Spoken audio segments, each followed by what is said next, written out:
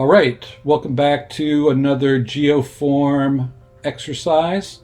And today we're going to be using conical shapes and limiting our exploration to cones, whether they be inverted or standing on a broader base. Like in the previous GeoForm video with spheres, this is just a way for you to kind of force yourself to explore a product concept, but limiting yourselves to a certain form factor, in this case, the conical shapes. So what do cylinders and cones have in common? A major and minor axis. And so the way I got started on this page was, you saw at the beginning, I laid down my 4 axes before I even was thinking about the shapes involved. But that gives me some kind of reference point on the page. It will allow my product concepts, the sketches themselves, to overlap each other. So it kind of gives a little bit of dimension to the page. Now, not all of these will be fully developed at all. And in fact, in this video, I'll be taking really just one of these shapes a little bit further than the rest. And that's for a number of reasons. One, I want to be able to add some marker and detail and show you guys how you can depict certain materials in your sketches. So that will be coming towards the end of the video. But in the meantime, I'm thinking about, I'm allowing myself a time to think. So I've added some hatch work, and that hatch work really is helping define the form, right? It's introducing a little bit of shadow to the form itself. And then I'm moving on. I'll be back. I'll be back to work on that sketch. But in the meantime, I'm thinking about, well, maybe this form on the right, maybe it needs a spout, maybe it needs a lid with a little finger hold on it. I don't know, but you can see I've added the hatchwork there too inside of the spout to give it a little bit of dimension. I always think of hatchwork as an opportunity to sit back and think about kind of what's next. The important thing with hatchwork, though, I think, and I've mentioned it several times, is you want to be very methodical in applying it. You want your lines to be very evenly spaced, very parallel to each other, because they themselves are a design element on the page, right? So whether you're adding notes or hatchwork, be aware that these elements are both informative as well as part of the artistic style that defines ID sketching.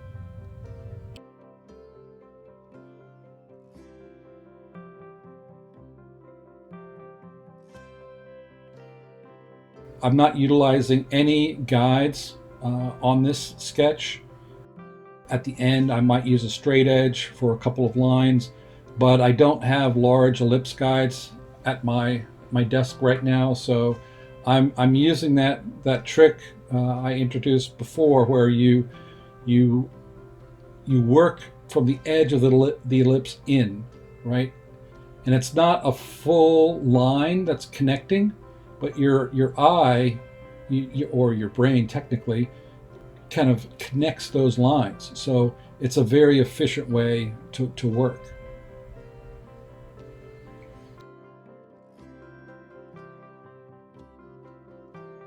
So there's an opening in that lid of some kind. Again, I'm just drawing details. I don't specifically know what this product is or needs to be. I'm just, this is, for you guys, this would be a great exercise to be unencumbered with thinking about exactly what the product is, but just thinking about maybe details that could be put on products. Here, there's a little grip recess in the side of that bottle. It's only really seen on one side, but I'll kind of give a slight indication of that on the left-hand side as well. But that's very quickly, I've got 4 different forms, all based on conical shapes. And I think on this center one here, I'm going to go ahead and start adding marker. And to me, it reads like a vase or some kind of vessel and I want it to be glass. So I'm going to try to find an efficient way to render glass, right? I want to be able to emphasize the conical shape, the rounding of it. So I'm going to use a light source on the left, and I'm going to have my, the tint, the shade of, I don't really want to call it a shadow necessarily in the glass, but we have to emphasize the cylindrical or conical nature of that. On the center here, I think this will be kind of a grip, and mainly due to this color that I've chosen, it looks kind of like it might be leather, something of that nature. So I think I'll put in some details that will imply that material a little bit better.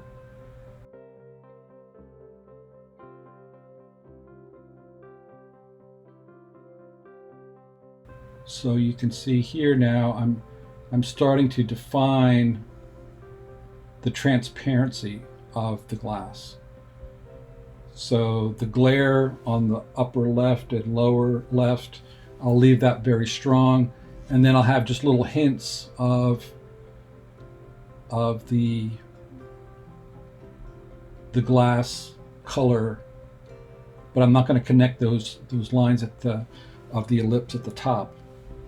I'm going to leave that, and you'll see why in just a little bit, I think. All right, so this is just a little bit more line definition to the form. I'm still thinking about this leather and what I'm going to do with that. I'm not sure. I don't really want to add a whole lot of texture to it necessarily. So yeah, I think I'm going to add some kind of string or tassel component that comes down, that makes it look like either a soft pliable material, whether that's leather or fabric of some kind. But this way it just gives it a little bit of interest, I think. And again, it's way too early to be thinking about exactly what materials this may be made of, but it might spawn some ideas from your design team as well. I mean, we want the whole design process to be very interactive, so we'll be getting a lot of suggestions from our teammates and our boss about this product. So I'm getting the transparency. I'm kind of liking that. There's other things that we can do to emphasize and reinforce that transparency. And so I think in a moment I'm going to add a vignette to this, but in the meantime, if you Google images, you type in glass vase, right? You'll have hundreds of kind of reference images that give you some insight as to how you can render glass very quickly and efficiently with just a few little highlights here and there.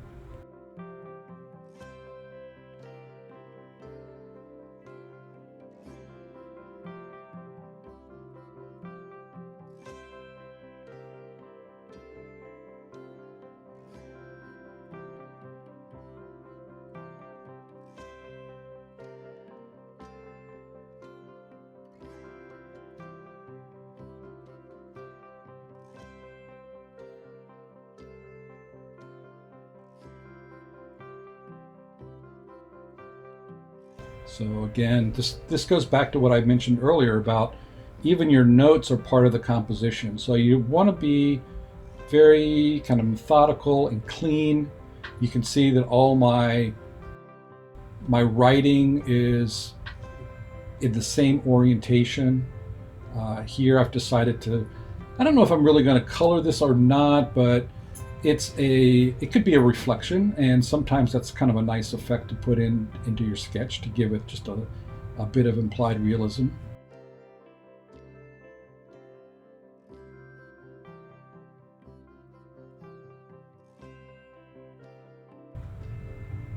Now I'm beginning to think about my final line weight. I can get my straight edge since this object really has these nice kind of cone shapes on the top and bottom. I'm really going to clean that up, give it some nice emphasis on the page. You never really know until you get further into the process of sketching on a page, which of these sketches or objects, if any, that you want to emphasize. And in this case, I'm just using that one particular product sketch right in the middle of the page. So the last thing that we can do, this is just kind of another little trick that you can throw in when you have a part of a product that's maybe transparent, whether it's glass or plastic. And so I'm going to throw in a vignette behind a portion of this vase. And so I'm going to go in, this is a very light colored green marker. I think it's actually called green tea Prisma marker. And so I'm going to go ahead and add in that green all the way across and let it just totally go through that clear area behind it. And I have a little bit, it kind of fades out, but that the product on the far right, kind of as it tucks in behind that glass, I'm not filling all of that in. And then I'm going to go around and just a couple little spots like this, like on edges. If you look at some images of glass vases, or you'll see the reflection and the refraction of light, and how light and color gets emphasized in these products. So this is just a quick little hint of that green on other parts outside of the vignette. And then I waited a couple minutes. Now I'm going to go back in and reinforce with a second coat a portion of that vignette, and I'm leaving the portion of the glass in front of that vignette without a second coat, so that there is that tonal difference between those two surfaces.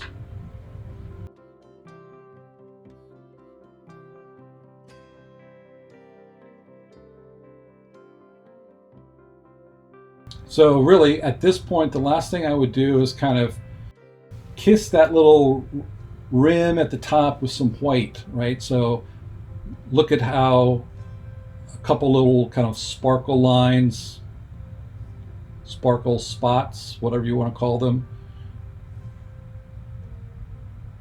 But teeny little things like that just add interest to your sketch.